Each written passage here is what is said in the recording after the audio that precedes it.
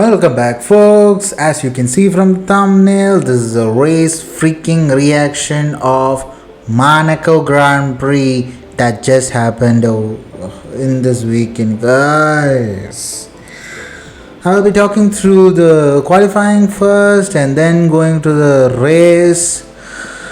My overall reaction to this race was exciting, you can say, tough, you can completely say,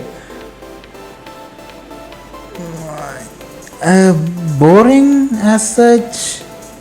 Yes, there were some points, so I would say this race was average, but for an iconic track, for an enthralling race, qualifying was the most exciting one because there were great paces being set up in qualifying, and you had an incident which we'll be going through and my reaction to that freaking race.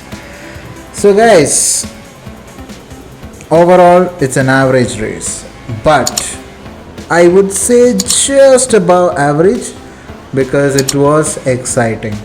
In the middle time when it was Mercedes who dashed their pit stop strategy.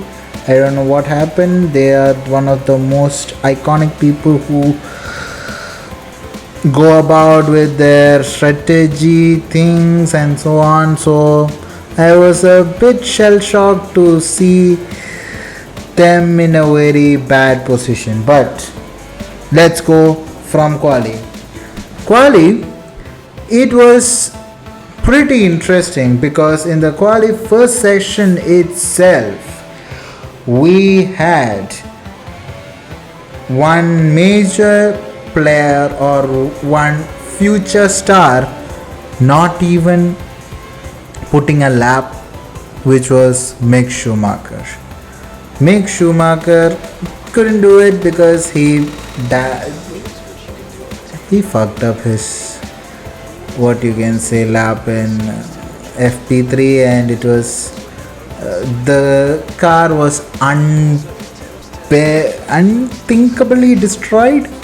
And I saw somewhere who pretty much interestingly, that guy has gone through all the points of what all happened to Mick Schumacher's car or Mick Schumacher's free practice session, that he has about $500,000 damage cost. Oh my god, that was huge. But anyways, we had a pretty interesting race car in our hands, so we were going good. But in the first, I was a bit shocked with how AlphaTauri did not qualify for the Q2 or Q3 since Yuki Tsunoda. He is a wonder kid. For me, he is kind of like a wonder kid. You need to say kid. But there are other medium or adult kids, because they are not both in adult and also in kid range, which is what their mentality and their age suggests. They are younger to me, so I am so not interested in saying those things. So what happened was, we had Mr. Yuki Tsunoda, Fernando Alonso, Nicolas Latifi, Mazepin and Schumacher thrown out of in the first quali, and then in the second quali, the people thrown out were Esteban Ocon, Daniel Ricciardo, Lance Stroll, Kimi and Russell. And for the first time, Mr. Sebastian Vettel is back in Q3. I wished when it before even started, I wish it should have been it should be a good race for Sebastian because we need to see him come back. We have been waiting for this to happen a lot. But in Q3, what happened was everybody set one set of lap. Pretty much really good laps. Charles on pole, then you had Max, Bottas, and Sainz, and Norris, and Pierre Gasly, and then Mr. Lewis Hamilton. Are you kidding me? Lewis in 7th place. This was shock for me. Yeah, but he was going for a better lap in the last ending session, but a huge crash, guys. I was so heartbroken when it was shown that Charles just banged his car into the after that swimming pool section. Oh god, that was so the swimming pool section in between that chicane before the Rascas, that chicane, he just plundered it because when he came into that chicane itself, he touched that wall and done. That does it. The dude has a curse on this Monaco GP. I don't want to say it, but still it is happening, and I am so not happy with what happened with him in the quality time. But we have to move on, and then the top 10 were selected and made, and we came into the race day saying that okay, Charles may take a penalty, and then finally Ferrari was like, no, हम लोग नहीं लेने वाला है, we are not going to take the penalty, the car looks absolutely fine. And then came formation lap. In formation lap, my favorite Charles could not even finish his lap. When he exited tunnel itself, they were like, dude, I am not getting the power, I am not getting the there were some difficulties when then they checked. It was the drive shaft of left side was decimated. I was crying for him because the dude put his car in pole position, and then it was like, nope, karma is a beast. He said, get out. And I was so heartbroken. But nevertheless, and even before even the race started, so he did not even start, and I saw a fact that Michael Schumacher in 1996 was the previous person who did not start from pole because he did not even start the race. Oh, I hope this turns Mr. Charles' fortunes to the best. Ferrari was looking good. Ferrari was looking absolutely good for this track. They had shown their potential from the last race in the Spanish Grand Prix in the last sector, which is the major factor coming into Monaco, but Charles just punted it. I know I'll be ranting about Charles. Now I'm gonna stop. I will restart it at the end of the reaction also, because we are going in chronological order based. Chronological. The next was Mr. Max Verstappen did not have a freaking good start of the line, but man, he just blocked Bottas. He was like, no, I am not having any of your shizzles. I am just going to park it in front of you so that you don't get even a chance to overtake me. brilliant start, and then Mr. Sainz, who has never ever not been in the points table, or gained points in this. Anyways, he is into P3 and Lando Norris into P4. Valtteri Bottas putting up his car into P2, and Max just ranted it off, just run off with the P1. And Lewis was looking to make some points, but make some places during the race. It was really looking boring for some time because there was no overtakes except in the hairpin in the first lap.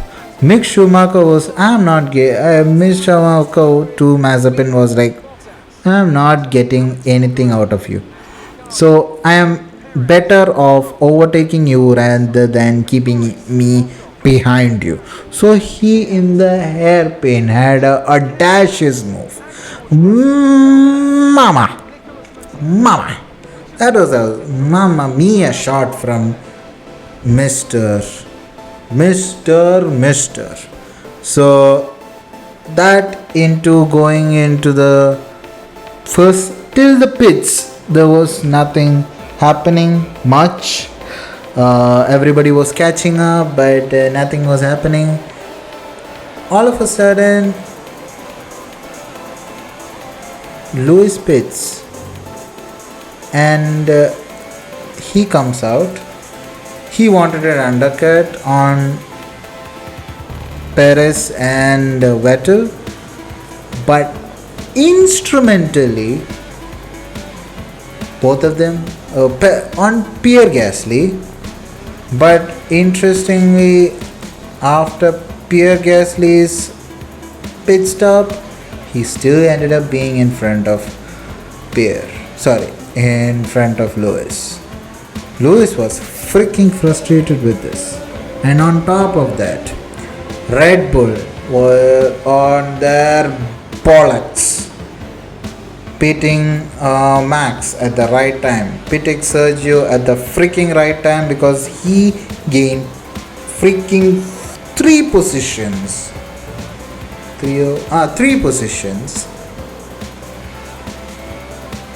just because of pits. And he was catching up with Norris, but Norris was like, nah man, you're not going to overtake me. And slowly the gap again came up. The ridiculous things that happened during these times were, one was Bottas' pit stop, where his front tires, front right tires, when it was being removed, the pit crew just drilled that socket, and he did not have a chance to even move out of his pits. He retired from his pits because some ridiculous people did not want him to get out. So what happened? He's out of the Grand Prix. So Charles and Bottas were the people who were out of the Grand Prix. But then the most weirdest things were when we had great battles between Pierre and Sebastian, when Sebastian came out of the pits, was cut short because the telecast people wanted to show a recap of Stroll coming inside the pits. Are you kidding me, guys? Ridiculous. So overall, then on, though Sainz was catching up with Mr. Max, at the end he had 8-second difference. Sainz was not able to catch up. Maybe, just maybe, if it was Charles, we would have had a different chance. Maybe a safety car, maybe a yellow flag, because nothing was there. Mazepin, where is your crash? Mazepin, where is your Mazepin? God damn it. My driver of the day were two people. One, Perez, and second was freaking Vettel. So guys, that was the race. Won by Mr. Max Verstappen, second being Sainz, third being Lando Norris. The McLaren team duo having a McLaren former team duo having a great time, and Sainz first podium finish for freaking Ferrari. Are you freaking kidding me? So guys, that was a above average race with a weird telecasting, weird pit stops, heartbroken Charles. Watching his teammate in podium was more heartbroken than anything else. So yeah guys, that was it from me from this race reaction on Monaco. Wait for 2 weeks. We will be having our next race in Baku, where I think Mr. Red Bull and Mr. Ferrari may be in top spot.